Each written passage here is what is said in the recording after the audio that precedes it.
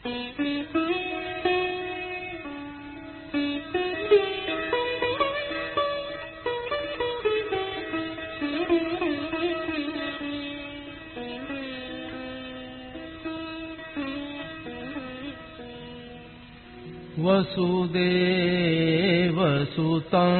देवं कंसचाणूरमर्दनम् देवकी परमानन्दं कृष्णं वन्दे जगद्गुरुम्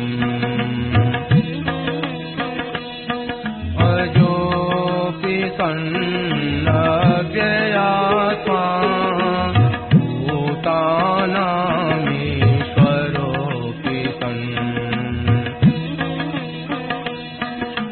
प्रकृतिं स्वामधिष्ठाय सम्भवाम्यात्ममायया यदा यदा हि धर्मस्य ग्लानिर्भवति भारत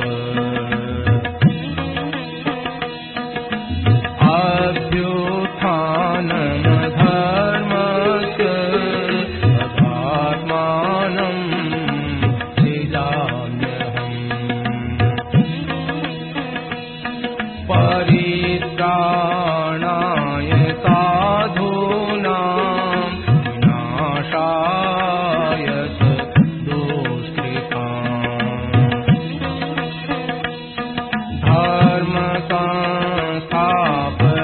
धर्मसंस्थापनार्थाय सम्भवामि युगे युगे जन्म कर्म च मे दिव्य एवं यो वेत्ति तत्त्वतः त्यक्त्वा देहं पुनर्जन्म नैति मामेति सोऽर्जुन वीतराग भय क्रोधा मन्मया मामुपाश्रिताः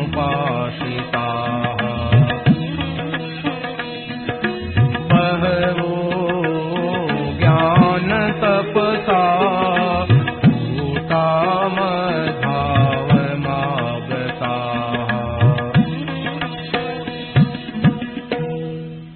राम। यह प्रवचन परम श्रद्धेय स्वामी जी श्री राम सुखदास जी महाराज द्वारा 4 सितंबर 1993 को प्रातः लगभग 8 बजे भिनासन में हुआ। राम राम राम राम।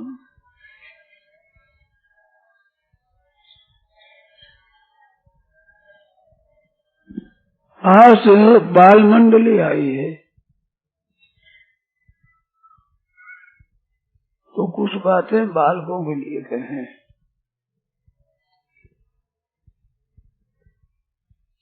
जब तक माता पिता जीते रहते हैं तब तक सभी माँ बाप के सामने बालक ही होते हैं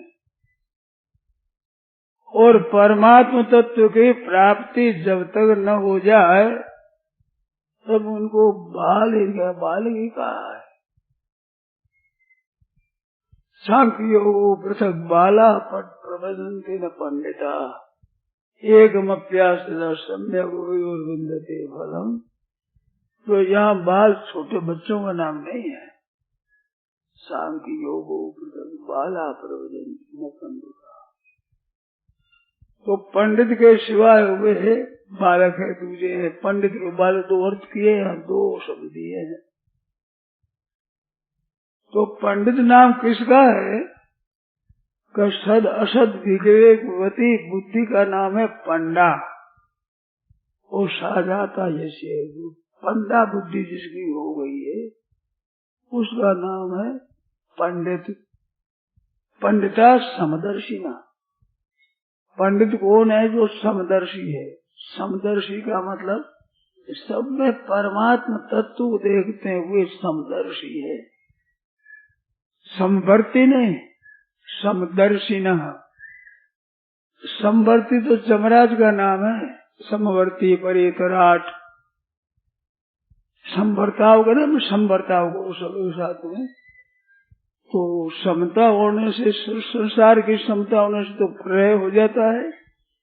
समवर्ताव करते हैं वे है परितराट, जमराज। और पंडित होते हैं समदर्शिनः। विद्या विनय संपन्ने ब्राह्मणे गौयस्तिनि शुचिव स्वभागे च पंडिता समदर्शिना। वे समदर्शी हैं। मान जो परमात्मा कैसा है कि निर्दोषं ही समम ब्रह्म। ब्रह्म परमात्मा है, वो समान रूप से निर्दोष है, समम ब्रह्म, समम ब्रह्म। तो उस सम को देखने वाले होते हैं, वे समदर्शी होते हैं। समम पश्यति अर्जुन, समम पश्यन्हि सर्वत्र समवस्थम ईश्वरम। ऐसे जगह समता के देखने की बात कही है।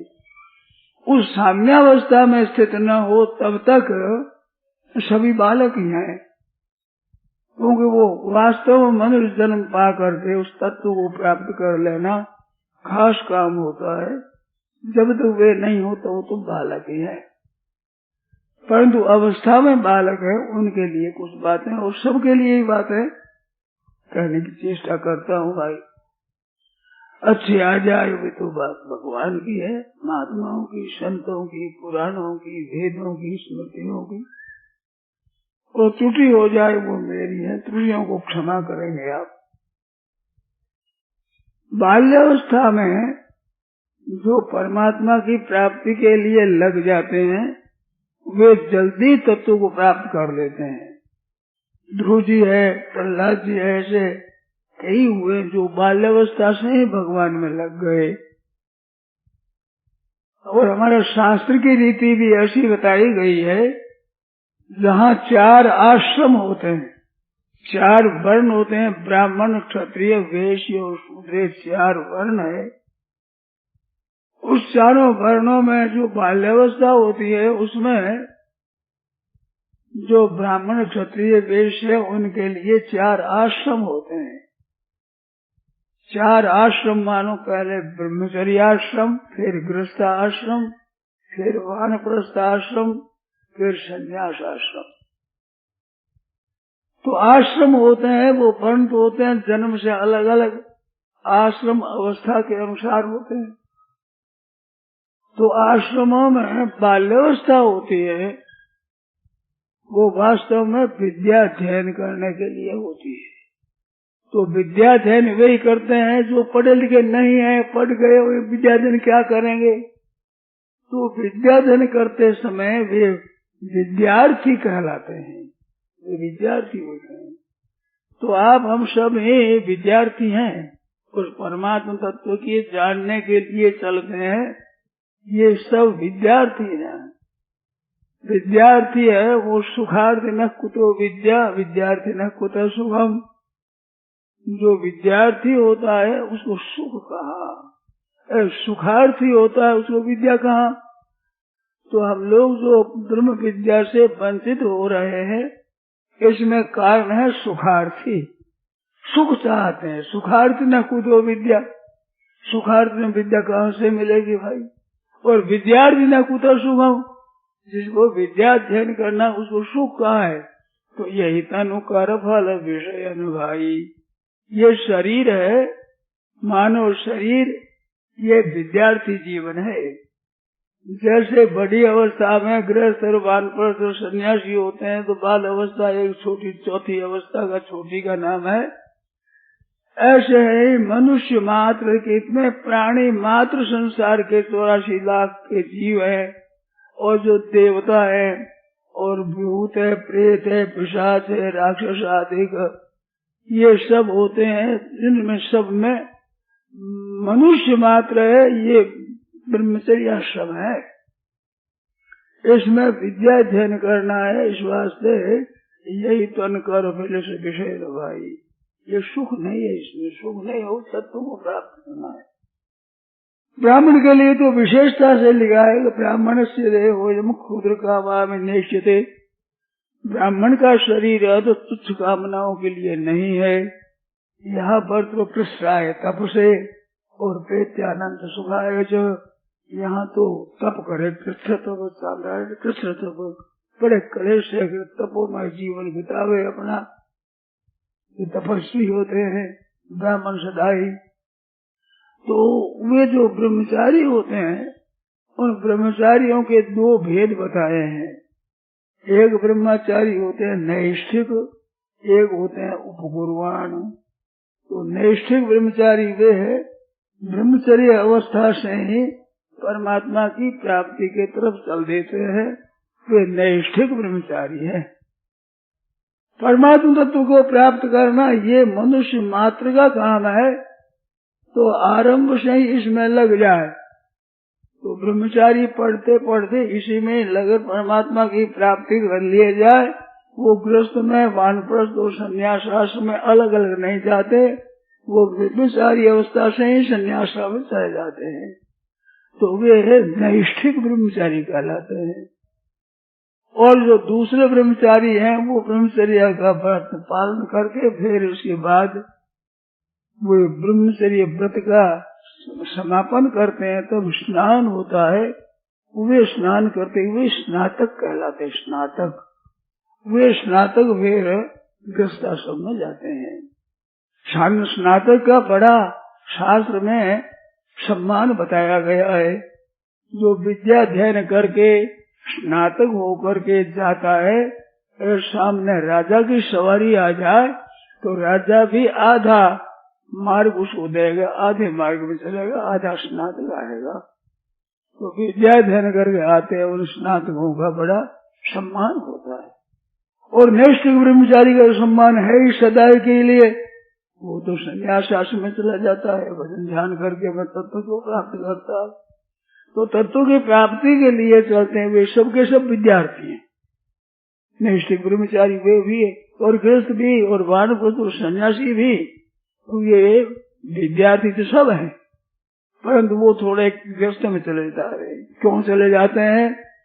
ये देखो, एक तो वैराग्य होता है, स्वाभाविक भीतर से रुचि होती है पारमार्थिक, और स्वाभाविक परमात्मा की तरफ चलने वाले होते हैं, वे नैष्ठिक ब्रह्मचारी हो जाते हैं। और जो विद्यार्थी है और विद्यार्थी अवस्था में अपने विचार के द्वारा पदार्थों का त्याग करके परमात्मा की तरफ नहीं चल सकते, उनके लिए कहता है तुम गृहस्थाश्रम में चलो। तो गृहस्थाश्रम में जाना गृहस्थाश्रम के लिए नहीं है कि गृहस्थाश्रम में ही रहे। गृहस्थाश्रम केवल भीतर जो भोगों की सुख की इच्छा है उसका अनुभव किए बिना त्याग कठिन होता है। इस वास्ते उनको त्याग करने के लिए गृहस्थाश्रम करना है। जैसे कि भीतर में ज्यादा इच्छा होती है सुख की, वो भोग करके निकालने, तो गृहस्थाश्रम में जाना भी वैराग्य के लिए ही है। परमात्मा की प्राप्ति के लिए गृहस्थाश्रम में जाना है, तो सदाई गृहस्थी नहीं रहना है। उनकी परीक्षा जो भोग कर देख लेते हैं तब तो उसमें वास्तव में भोगों में सुख नहीं मिलता। भोगे रोग भयम खुले चोरी भयम, इसमें तो रोग है, रोग होता है, आफत होती है। गृहस्थाश्रम में आफत कम नहीं होती है, आसक्ति के कारण से उनको पता नहीं लगता है। नहीं तो दुख बहुत है इसमें, सुख तो थोड़ा है, दुख ज्यादा है। हे संस्पर्श जाब होगा दुख योने एवते, जो संबंध जन्य सुख जितने हैं दुख योने, ये दुखों के कारण ही है, दुखों के जनक ही है। दुख पैदा ही दुख पैदा होता है। इस वास्ते भगवान ने कहा दुखालय शाश्वतम, इस शरीर को दुखालय बताया, अशाश्वत रहने वाला नहीं है। दुखालय भी रह जाए तो कुछ दिन टिक जाए, परंतु रहेगा भी नहीं और मिलेगा दुख ही दुख। इस वास्ते ये दुख है। विषेन्द्रिय संयोग से जो सुख होता है, विषेन्द्रिय संयोगात यदग्रे अमृतोपमम परिणाम विषमेवा, परिणाम विष की तरह होता है। तो संसार में गृहस्थाश्रम में जावे तो इसका निगाह रखे कि ये सुख होगा तो इसका परिणाम क्या होता है। तो एक बड़ा भारी अकाट्य नियम है कि जो सुख बुद्धि से सुख भोगता है उसको दुख पाना पड़ता ही है, नियम है, ये टल नहीं सकता। जो कोई सुख भोगता है उसको दुख भोगना पड़ेगा जबरन। सुख भोगता है अपनी मर्जी से और दुख भोगता है बिना मर्जी। जैसे चोरी करता है, अन्याय करता है, मारकूट करता है, लूटपाट करता है, तो ये सुख लेता है तो उसमें अंत में दंड होता है। राज में दंड भोगना पड़े, नहीं तो अगर दंड भोगना पड़ेगा जैसे उनको दंड भोगना ही पड़ता है, इस तरह से सुख भोगी को दंडा पड़ेगा। सुख भोगी को इस वास्ते विषयेंद्रिय संयोगाद यदग्रे अमृतोपमौन परिणाम विषमेवा, परिणाम विष की तरह होता है तो वो जहर खाना पड़ता है। तो जब ये विषय भोगों में रहते हैं गृहस्थ आश्रम में तो वो गृहस्थ आश्रम में रहते पर के हम गृहस्थ ही रहेंगे ऐसा विचार कर जाते हैं, वो फंस ही जाते हैं, फिर अगर उनसे उठते ही नहीं। गृहस्थ आश्रम केवल परीक्षा के लिए है कि सुख कितना है दुख कितना है, ऐसा विचार करेगा तो उसको वैराग्य होगा ही। क्योंकि सुख तो होता है थोड़ा और दुख होता है बाहर ज्यादा। परिणाम ताप संस्कार संस्कार दुख वृत्ति विरोधाच दुख में सर्व विवेकिना, विवेकी लेके दुख में एवं सर्व विवेकिना, सब दुख सुख ही है, केवल दुख ही दुख है। तो ऐसे दुख भोग करके भी फिर वानप्रस्थ में जाकर के फिर संन्यास आश्रम में चले जाए तो उनमें जाने में क्या कृष्ण से सन्यासी हो जाए, वानप्रस्थ और सन्यासी हो जाए, सन्यासी होता ही है। ऐसे कृष्ण में जाने के लिए जो पहले है अवस्था ये ब्रह्मचर्य अवस्था है। दो आश्रम मुख्य माने गए हैं, एक गृहस्थ आश्रम और सन्यास, ये देखने में भी आते हैं दो। तो गृहस्थाश्रम में जाने के लिए पहले तैयारी होती है ब्रह्मचर्य आश्रम में, और वानप्रस्थ आश्रम है वो तैयारी होती है सन्यास आश्रम के लिए। वहाँ सहना पड़ता है। वानप्रस्थ आश्रम में शीत सहो, घाम सहो, वर्षा सहो, ये सहना पड़ता है। बहुत कहेगा कि धूप वो भी सहनी होती है। वर्षा हो जाए तो पर्वत की चोटी पर बैठो, शीतकाल हो तो कंठ तक जल में खड़े रहो ठंडे में, ऐसे कर शरीर को पकावे। जो सन्यास आश्रम में ठीक तरह से सह सके ऐसी श्रेष्ठता बनाने के लिए वानप्रस्थ आश्रम। तो सन्यास ब्रह्मचर्य आश्रम गृहस्थाश्रम के लिए है, वानप्रस्थ आश्रम सन्यास के लिए है। इस तरह से 4 आश्रम है। तो बालकों के लिए सबसे पहले क्या बात है, सबसे पहले विद्याध्ययन है। विद्या पढ़ने के लिए बाल्यावस्था बताई गई। उसमें 2 कांड विशेष है। एक तो बालक होता है उसके भीतर जिज्ञासा होती है। छोटे बच्चे हरेगा तो ये क्या है, ये क्या चीज है, ये क्या है, ऐसा क्या है। ऐसे बालक छोटे होते हैं वो पूछते ही है। मेरे काम पर मैं देखता हूँ बच्चे ये क्या है, ये क्या है, ऐसी जिज्ञासा होती है।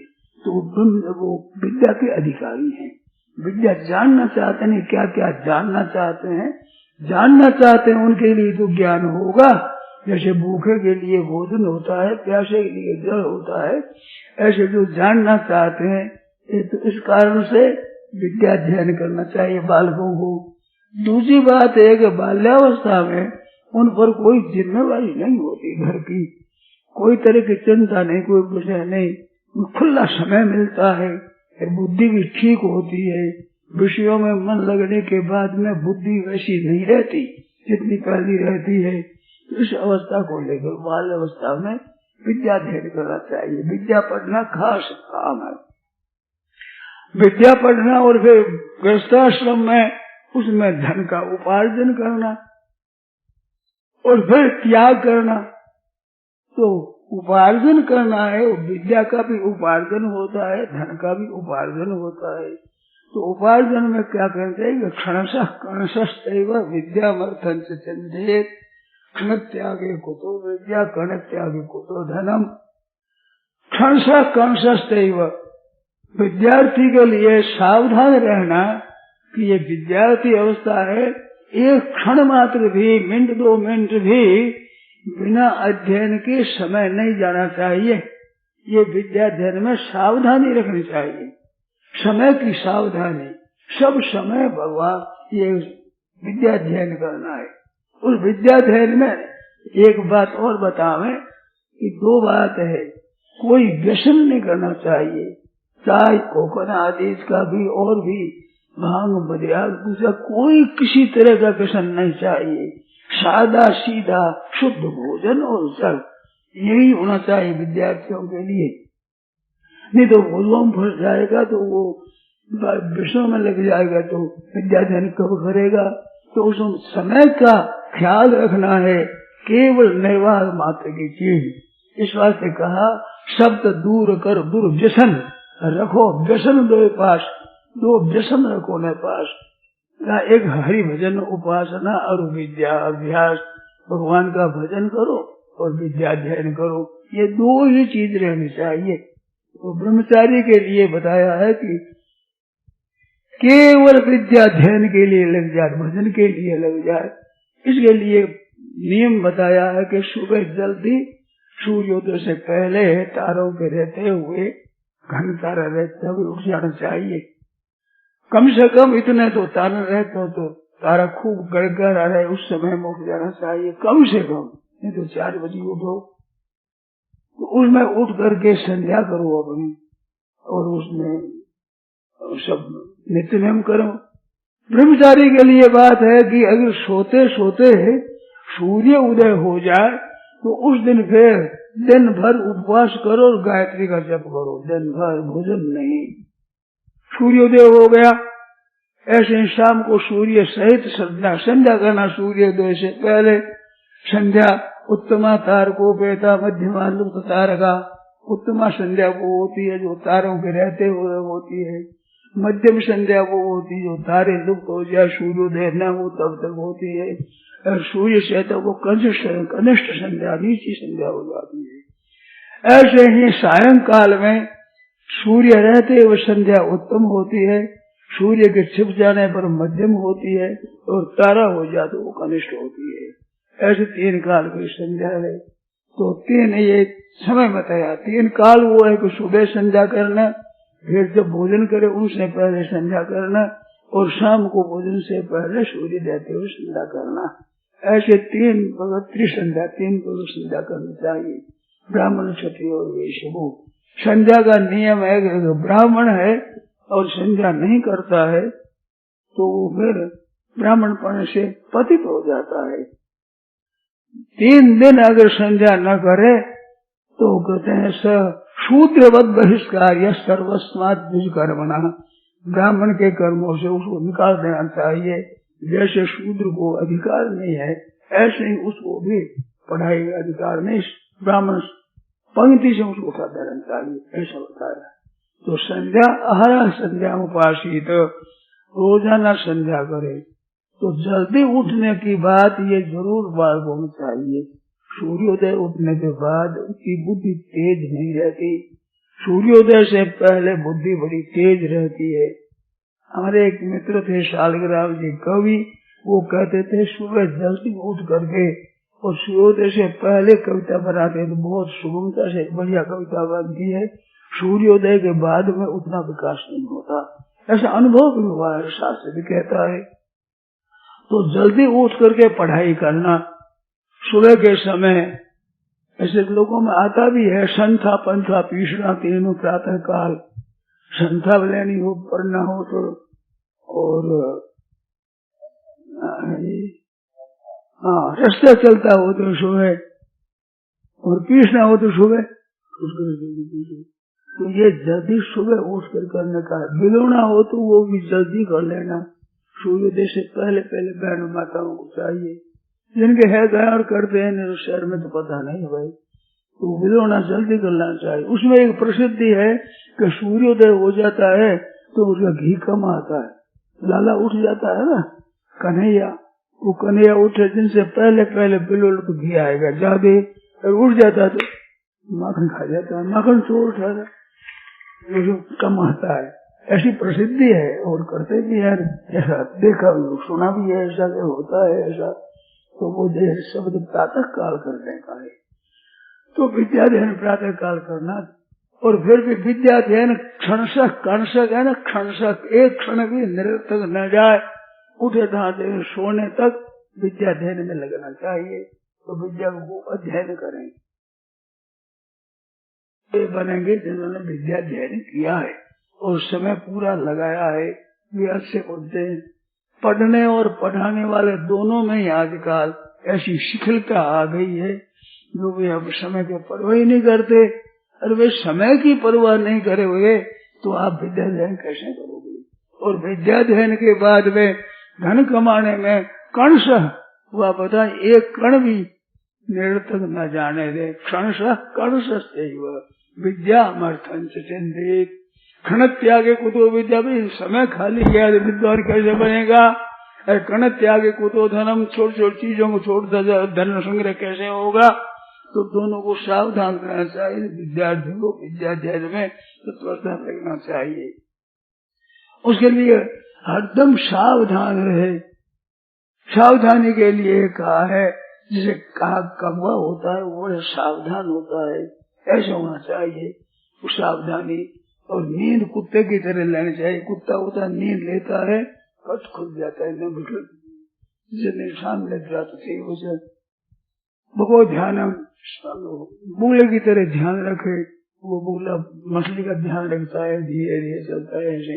ऐसे विद्या का ध्यान चलते फिरते हरदम विद्या का ख्याल करना चाहिए। और स्वान निद्रा होनी चाहिए। और अल्पाहारी ब्रह्मचारी विद्यार्थी 5 लक्षणों, जैसे 5 लक्षणों वाले विद्यार्थी होते हैं। तो ऐसी विद्याध्ययन करने में खूब मन लगाओ। विद्याध्ययन करने में विद्या में 3 हेतु बताए हैं। एक गुरु शुश्रूषया विद्या, पुष्कलेन धनेन वा अथवा विद्या विद्या, चतुर्थम नैव साधनम। तो ये विद्याध्ययन की बात कहता हूँ, आप सब सुनते हैं, मैंने पहले कह दिया। जिनके माँ बाप है वे बालक है, जब तक तत्व ज्ञान नहीं तो बालक है। सबके लिए काम की चीज है। कई छोटे बालकों की बातें हैं और दूसरे सबके लिए, आपके हमारे सबके लिए ये बातें हैं। तो बड़े सावधानी से विद्या ध्यान करना है, हर सम सावधान रहना।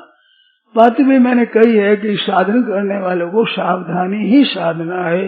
हर सम दिल में जागृत रहिए बंदा, वो जागृति का मतलब सावधानी। तो ऐसे विद्यार्थी पढ़े तो बड़ा विद्या 3 तरह से आती है। एक गुरु सेवा से विद्या आती है, एक बहुत धन हो पास में, अच्छे विद्वानों को धन दे दिया जाए, उससे भी पढ़ाते तो धन के द्वारा विद्या आती है। अथवा विद्या या विद्या, आपके पास में कोई विलक्षण विद्या है और दूसरे पास में दूसरी विद्या है, वो अपनी विद्या अपने को दे रहे, हम उनको अपनी विद्या दे दें। ऐसे विद्या से विद्या आती है। चतुर्थम नैव साधनम, और कोई साधन नहीं है। तो तत्व ज्ञान के लिए अपने ऐसे ही विद्याध्ययन करना है। तो गुरु शुश्रूषया विद्या, ये शब्द के गलती है। पितृदेव, मातृदेव, पितृदेव भव, आचार्य देव, अतिथि देव भव।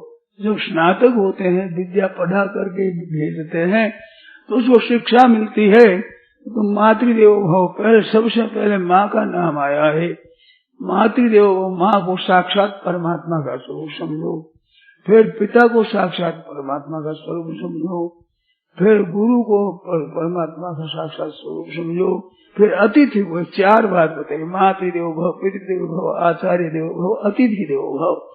ये जब पढ़ा करके विद्यार्थी को स्नातक को बताया, उस स्नातक के लिए ये शिक्षा बताई है, ये उपदेश बताया है। ऐसे लेकर तुम जाओ, अब घर भर जाओ, गृहस्थाश्रम करो। तो विद्याध्ययन करना उसमें होता है। तो बड़ी अवस्था में आप विद्याध्ययन, तो गुरु सेवा सब जगह चलती है। गृहस्थाश्रम में भी गुरु सेवा है, वानप्रस्थ आश्रम में गुरु सेवा है, संन्यास आश्रम में भी गुरु सेवा है, तत्व ज्ञान के भी करीब गुरु सेवा है, तत्व ज्ञान होने के बाद भी गुरु सेवा, ऐसा आया। आदि में तो ब्रह्म प्राप्ति के लिए गुरु सेवा है। और फिर कृतज्ञत्वापनुत्ते बताया है कि विद्या पढ़े उसके सदाई ऋणी रहना चाहिए। और उसने बताया शंकराचार्य महाराज के श्लोक आता है कि सगर साथ में क्षमता मनुष्य साथ में बैठना, परंतु यावद आयुष त्रयो वंद्या वेदांतो गुरु ईश्वर, जब तक उम्र रहे तब वेदांत गुरु और ईश्वर की उपासना तय करना चाहिए।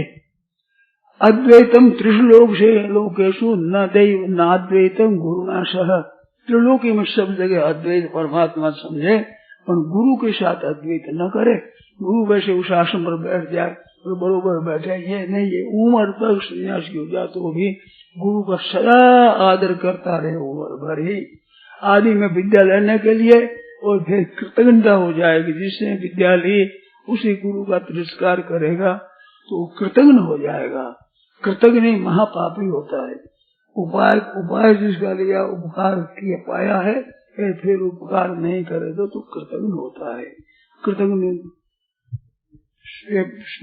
सागर संग में तीर्थों में जाने से सब पाप से नष्ट हो जाता है, परंतु कृतज्ञ का कल्याण नहीं होता। एक विश्वासघाती का कल्याण नहीं होता। विश्वास प्रतिपन्ना नाम ये नरा विश्वासघातका ये नरा नरकं यान्ति यावत् चंद्र दिवा करो। विश्वासघाती है जो विश्वास करने पर विश्वासघात करता है, जब चंद्रमा और सूरज रहेंगे तब तक वे नरकों में रहेंगे। ऐसे कृतज्ञ का दोष बताया है। तो कृतज्ञ विद्यार्थी को चाहिए 3 बात बताई, उनमें अभी विद्यार्थियों के लिए एक गुरु सेवा है। गुरु सेवा से विद्या आती है। गुरु सेवा क्या होती है? असली गुरु सेवा ये जैसे उनके चले अन्य इसने सेवा कर दी, कपड़ा दिया, दंडोती नमस्कार किया, ये सब बताया है। तद्विधि प्रणिपातेन परिप्रश्नेन सेवया उपदेक्षन्ति ज्ञानम ज्ञानिनः तत्त्वदर्शिनः, भगवद गीता में बताया है। उस तत्व को प्रणिपातेन लंबा पार कर दंडोत कर नमस्कार करे, विद्या लेना है, तत्व ज्ञान करना, तो यही बात बताई है। और उसे दूसरी बात बताई प्रणिपातेन परिप्रश्नेन, जब गुरुजी महाराज खूब शांति से बैठे हो उस समय बड़ी नम्रता से सरलता से जाकर के उनसे पूछे तो उसे ज्ञान मिलता है। और एक सेवा करने से तो विद्यार्थी को नम्रता चाहिए, गुरुचरणों में नमस्कार करे, पहले सुबह से उठ करके माँ को नमस्कार करे, मातृदेव को माँ को पहले नमस्कार करे।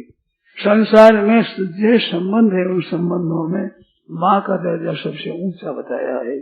तो माँ को नमस्कार करे, पिता को नमस्कार करे, बड़े भाई बड़ी बहन भौजाई हो उनको नमस्कार करे। घर में पढ़ने को जावे तो उनको पंडितों को नमस्कार करे, जो गुरु महाराज उनको नमस्कार करे।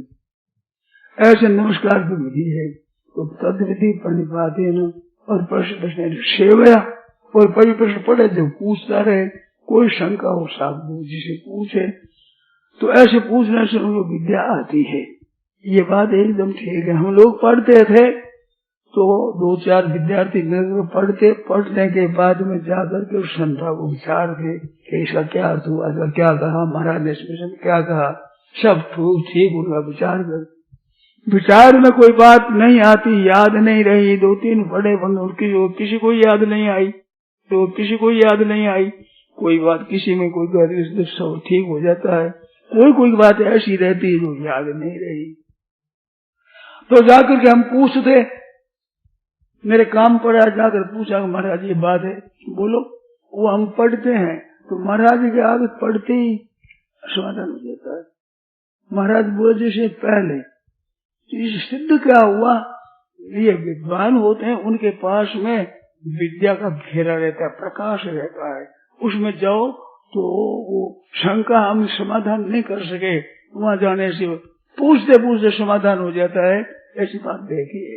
जो अनुभवी पुरुष होते हैं उनके पास में एक विशेष प्रकाश रहता है, तो उनके पास में वो ज्ञान स्वतः ही आता है, स्वाभाविक ही उन तेज से।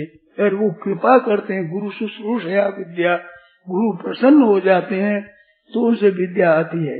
जैसे बछड़ा होता है गाय का, तो गाय का बछड़ा जब दूध पीता है तो गाय खुश हो जाती है, प्रसन्न हो जाती है। उसको कहते हैं गाय पाउस गई, वो पाउस जाती है गाय, वो पाउस जाती है तो वो गाय हंकार करती है, और बछड़ा आ जाए तो बछड़े को चाटती है।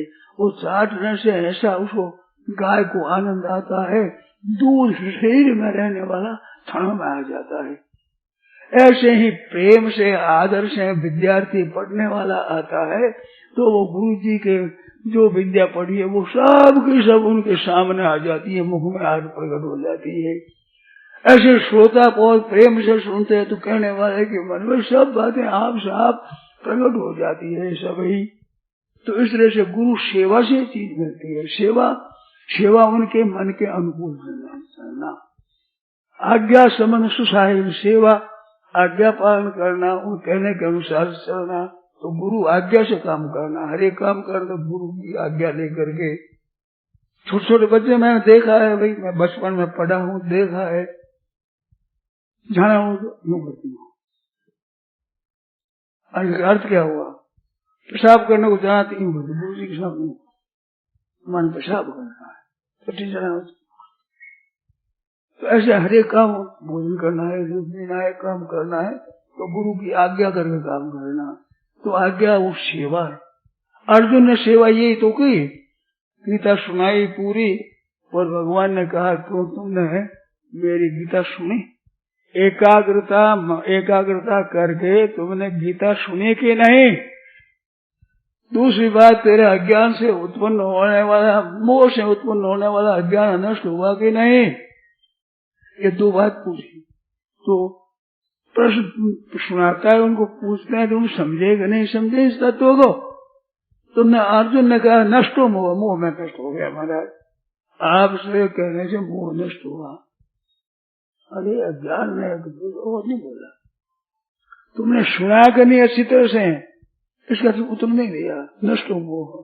तो उत्तर इसमें आ गया कि ठीक सुना तो मोह नष्ट हो गया, परंतु ये नहीं, नष्ट मोह स्मृति लगा तत्प्रसादात, ये ध्यान देंगे तत्प्रसादात। तो मैं वो बात कह रहा जो गुरु को बसत दूध पीता है तो दूध से पुष्टि आती है, परंतु किसी बछड़े की माँ मर जाए, गाय मर जाए, और उसको दूसरी गाय दो करके उसका दूध पिलाया जाए तो दूध पिलाने से बच जाता है, बछड़ा ठीक हो जाता है। परंतु माँ से तो दूध पीता है वो बछड़ा जैसा हृष्टपुष्ट होता है ऐसा वो दूध पिलाने पर भी नहीं होता। तो केवल दूध से पुष्टि नहीं आती है, दूध के साथ साथ माँ का जो स्नेह है चाटती है, अहंकार करती है, खुश हो जाती है, उस प्रसन्नता से पुष्टि ज्यादा आती है। इसी तरह से गुरु महाराज से पढ़ो तो गुरु महाराज खुश हो जाए, प्रसन्न हो जाए, उस प्रसन्नता से विद्या एक और तरह आती है। कहते सुनने से भी विद्या वो सीख लेगा, विद्या आ जाएगी, परंतु वो जो कृपा की विद्या ने, अर्जुन ने कहा नष्ट मोह स्मृति तत्प्रसादात, आपकी कृपा से हुई। तो वो कृपा से एक विलक्षण मिलती है, तो वो गुरु की सेवा करने से होती है। तो गुरु की सेवा विद्यार्थी क्या करे, वो बात ध्यान देकर सुनना आप लोग बाल को। सेवा क्या है कि जो विद्या पढ़ाई है गुरु जी ने वो ठीक तरह से अध्ययन कर लो, आप पढ़ाई कर लो, और जब कोई पूछे तो पढ़ बता दो। ठीक अध्ययन करने में बता देने से गुरु दूर बैठे बैठे खुश हो जाते हैं, प्रसन्न हो जाते हैं। सभा में कई बातें पूछी जाए और विद्यार्थी समझ बता दे तो गुरु बड़े खुश होते हैं। ये गुरु सेवा है बड़ी, जितना पढ़ा है उनका ठीक तरह से याद रखना, तत्परता से अच्छी तरह से सीख लेना है, ये गुरु सेवा है। गुरु खुश हो जाते हैं, खुश हो सेवा ही होगी, उससे विद्या आती है। गुरु शुश्रूषया विद्या, गुरु सेवा से। तो आपके नाम पास में धन है ना, वैसा आपके अलौकिक विद्या है जो उनको देकर ले लो, आपकी तो गुरु सेवा ही है। यार ये गुरु सेवा दोनों बात हो गई, विद्या भी ठीक पढ़ गए, गुरु सेवा भी हो गई, अच्छी तरह से पढ़ रही है, तो बड़े खुश होते हैं। गुरु महाराज होते हैं वे ऐसी बात बताने से बहुत प्रसन्न हो जाते हैं, दूर बैठे बैठे घर हो जाते हैं। आज तो छोरे ने मेरी शर्म रख दी, लज्जा रख दी, मेरी इज्जत बढ़ा दी। ऐसे आप विद्या को त्याग करो तो अच्छी तरह से विद्या अध्ययन करो। ऐसे गुरु महाराज की सेवा लो, उनको खुश करके प्रसन्न करके। आजकल लड़के ख्याल नहीं रखते हैं, आजकल के लड़के तो ख्याल नहीं रखे बात नहीं है। ये अपनी एक कमेटी मीटिंग बना, सभा बना लेते हैं, वो सभा बना करके और गुरुजी पर शासन करते हैं। पहले तो गुरुजी थे जिसको विद्यार्थी को चाहे पढ़ावे नहीं तो वो निकाल दें। आज विद्यार्थी चाहे तो गुरुजी को रखे नहीं तो गुरुजी को निकाल दें। यूनियन बन गया है। तो ये बहुत पतन की बात है। उनको विद्या नहीं आएगी, लंठ रहेंगे, विद्या नहीं होती है, नहीं होगी। गुरु सेवा से जो विद्या आती है। अब ऐसे गाय को कैसे दूध लोगे हम, गाय पाव से नहीं तो कैसे आएगा। तो इस तरह से विद्या नहीं आती है। तो बालक ऐसे उद्दंडता करते, वो उद्दंडता मत करना भाई। अगर विद्या चाहते हो तो गुरु जी की सेवा करना, सेवा से विद्या आती है। वो विद्या आती है जैसे आगामी उनकी 100 विद्या बढ़ जाती है। भगवान श्री कृष्ण भी पढ़े थे।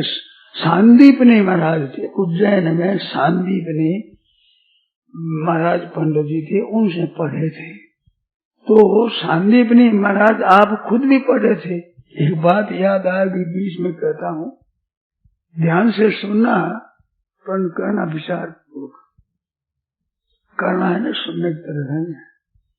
तो सांदीपनी पढ़ते थे, तो सांदीपनी कोई विशेष बुद्धिमान नहीं थे, साधारण बुद्धि, इस जड़ भी नहीं थे साहब, और विशेष बुद्धिमान भी नहीं थे। विद्यार्थी साधारण बुद्धि होती है, एक मध्यम बुद्धि, एक तेज बुद्धि होती है, ऐसी बुद्धि होती है विद्यार्थियों। तो वो पढ़ते थे, परंतु उनमें एक बात थी, गुरु सेवा बहुत करते, केवल गुरु सेवा में तत्पर रहते। हरदम कोई काम हो गुरु की सेवा, वे सबसे तेज थे गुरु सेवा में। तो गुरु सेवा में तेज है, तो गुरु जी ने परीक्षा ली कैसी सेवा करता है। तो सेवा क्या करे, बालक समझता नहीं, बालक को तो कह दे जो कर दे, तो कह दे जो कर दिया। ऐसे सेवा करते थे। तो गुरु जी के मन में आई परीक्षा की। तो दूसरे विद्यार्थी गए थे, सांदीपनी बैठे थे पास में। तो गुरु महाराज जी गृहस्थ थे, तो वो ब्रह्मचारी गृहस्थ होने वाले थे। तो महाराज गुरु जी का बच्चा खेल रहा था, तो सांदीप ने, हाँ महाराज इस छोरे को कुएं में डाल दो, चटू से कुएं में डाल दिया। इसे ब्रह्मचारी का दौड़े भागे, देखो तो कैसा है, कुएं में डाल दिया। गुरु महाराज के बालक को कुएं में डाल दिया, जल्दी चालू निकाल लिया है। कैसा ये है, मारपीट करने लगे। गुरु जी मारपीट नहीं करना भाई, अपना विद्यार्थी है, आपका गुरु भाई है, वो मारा जाएगा, मारपीट नहीं करना। उन्हें ऐसा कहा नहीं, गुरु जी ने कहा था, इतना भी नहीं कहा। मारपीट करना तो 2 चार लगा दी, सुन ले सह लिया, पर अपनी सफाई नहीं दी। एक दिन विद्यार्थी आ रहे थे, अपने पन से और संविदा आदि लेकर के आ रहे थे। उस समय कहा, सांदीप ने कहा, हमारा इन घर के आग लगा दे, पीछे जाकर आग लगा दी। और कह विद्यार्थी बुझाओ, आग लगा दी, बुझाओ बुझाओ, आग बुझाओ, आग बुझा दी। कहते कैसा विद्यार्थी है, गुरु जी को आग लगा दिया, घर के घर जलाता है, विद्यार्थी है तू, गुरु जी को मानता है, विद्यार्थी चेला है नहीं, गुरु का मारो अपना गुरु भाई है। ऐसे उनकी परीक्षा दी थी। तो सांदीपनी महाराज गुरु आज्ञा पालन करने में बड़े तेज थे। फिर वे महाराज भगवान को पढ़ा दिया और विद्यार्थियों को पढ़ा दिए, वृद्ध हो गए। अब वृद्ध हो गए, बीमार हो गए, तो अपने इतने पढ़े हुए पंडित हो गए महाराज, वहाँ गुरु बन गए, उनके बहुत यजमान यज्ञ आदि करते हैं, बड़े बड़े पंडित हो गए वे। यहाँ तो विद्यार्थी थे, वहाँ पंडित हो गए। तो उनको सबको पत्र भेजा, समाचार दिया कि भाई अब शरीर जा रहा है, आप लोग सब आओ, मिल लो, कम से कम शरीर जा रहा है। तो बड़े बड़े पंडित थे, वह आए, सभी सब महाराज आए। तो गुरु महाराज ने उनको दिया, किसी को अपना पंचपात्र दे दिया, किसी को आचमनी दे दी, किसी को वो पवित्री दे दी, किसी को आसन दे दिया, किसी को माला दे दी। ऐसे पंडितों ने बढ़िया आदर से ली, आचमनी दे दी, आसन को चीत हो छोटी सी दे दी, वो भी देती। गुरु महाराज प्रसादी के कारण से बड़े आदर से उन्होंने थे कि गुरु महाराज प्रसाद के आपका आसन दे दिया। अब ये दुर्लभ चीज हो रही है, परंतु देना जो गुरु महाराज का ये बड़ा भारी होता है। उसके साथ में विद्या गुण सब कुछ आते हैं उसके साथ में।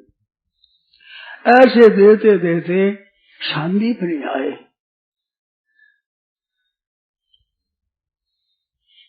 गुरु जी कहते रहोगे कि बेटा तेरे को क्या दूं, तेरे को दे जैसे मेरे पास कोई चीज नहीं है। मैंने ऐसी गुरु सेवा की तो मेरे पास कोई चीज नहीं है, क्या दूं तेरे को? तेरे को आशीर्वाद देता हूँ कि त्रिलोकीनाथ परमात्मा तुम्हारे चेला बनेंगे। ये आशीर्वाद दिया गुरु जी ने, जिससे आकर के कृष्ण भगवान ऐसी गुरु सेवा जो होती है वो बड़ी विचित्र होती है। कितनी विलक्षण बात है।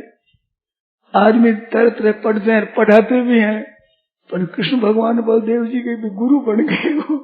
किस बात से? गुरु सेवा से, गुरु की प्रसन्नता से उनकी आशीर्वाद मिलती है। जो संत महात्मा पुरुष होते हैं, गुरु होते हैं, माता पिता होते हैं, बड़े होते हैं, आचार्य होते हैं, उनकी अगर कृपा आप प्राप्त करो तो बहुत विशेषता से लाभ होता है। बिना पढ़े आती है बातें, पढ़े और थोड़ी आती तो और बहुत विशेष आती है। तो गुरु सेवा करना है, माँ बाप की सेवा करना है, गुरु की सेवा करना है, अतिथि की सेवा करना है, ये खास शिक्षा है। तो ये सेवा करने से विद्या आती है।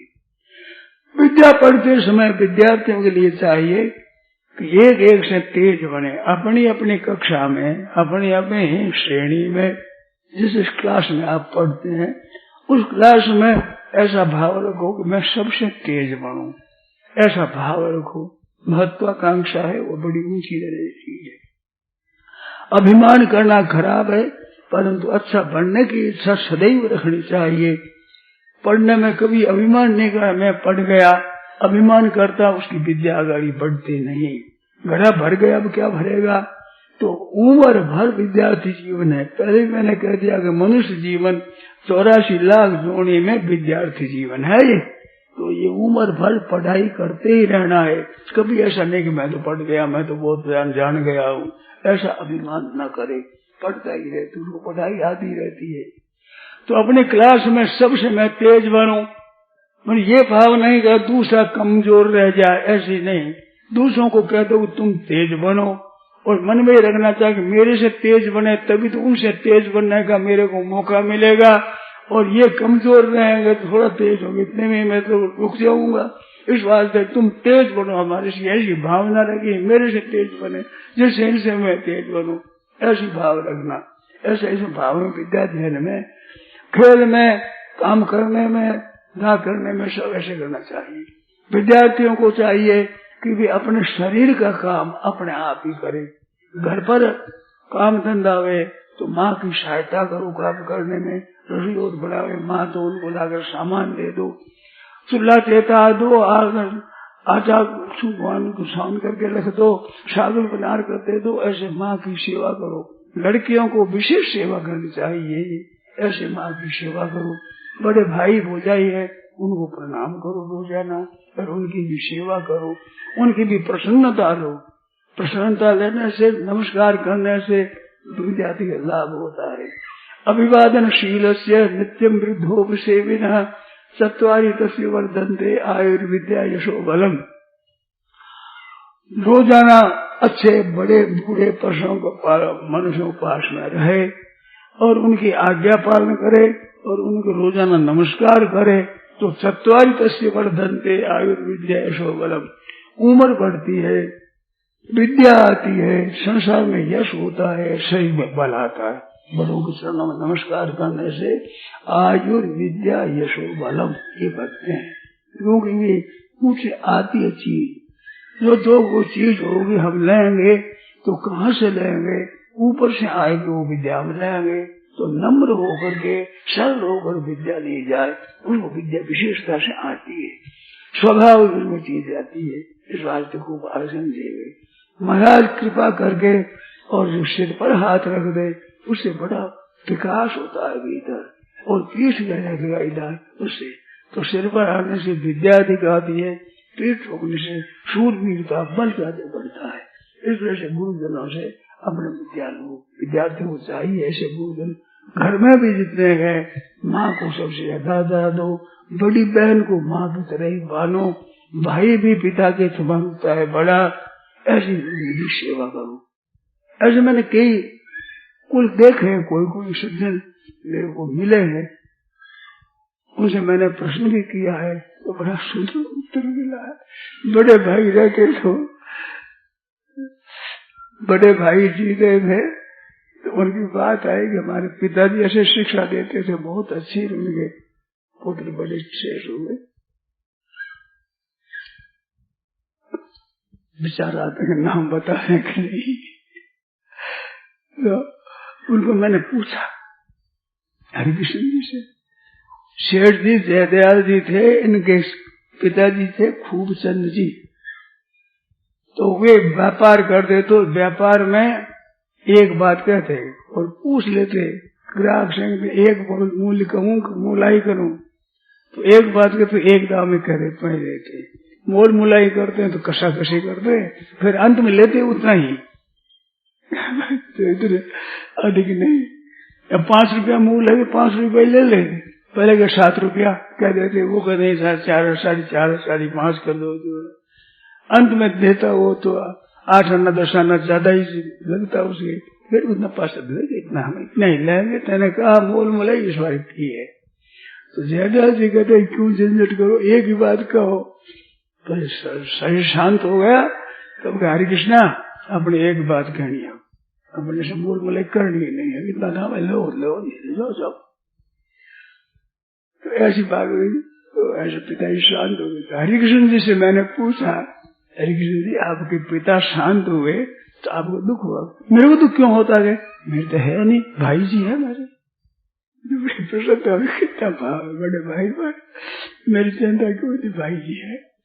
ऐसे बड़े भाई पिता के समान होते हैं। कन्यादान भी करना हो तो माँ बाप हो वे करते हैं, वे नहीं हो तो बड़े भाई भौजाई वे कन्यादान करते हैं, छोटे भाई बहन पुत्र की तरह ही होते हैं।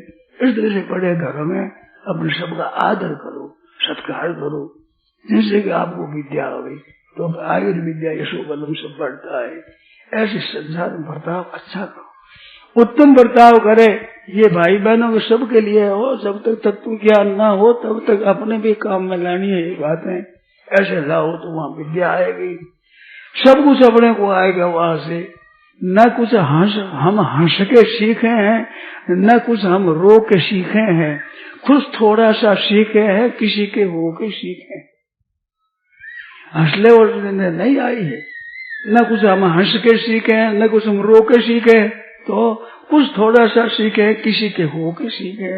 तो गुरु महाराज के हो जाओ, विद्या विद्या की, ऐसे माता पिता के हो जाओ, जिससे सब संपत्ति और धन मिलेगी वो तो मिलेगी, परंतु वो के लेने से वे खुश बहुत हो जाते, वह प्रसन्नता आती है गाय की तरह विशेषता से।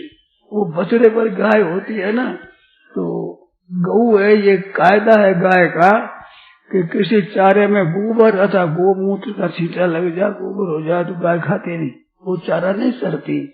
बछड़ा होता है मल से भरा हुआ, उसको गाय चाट लेती है, चीज तो वही है, वही अशुद्ध चीज है, पर बछड़े के चाटने में गाय खुश होती है। खुश नहीं हो तो बछड़ा चाटने से गाय का दूध बढ़ता है।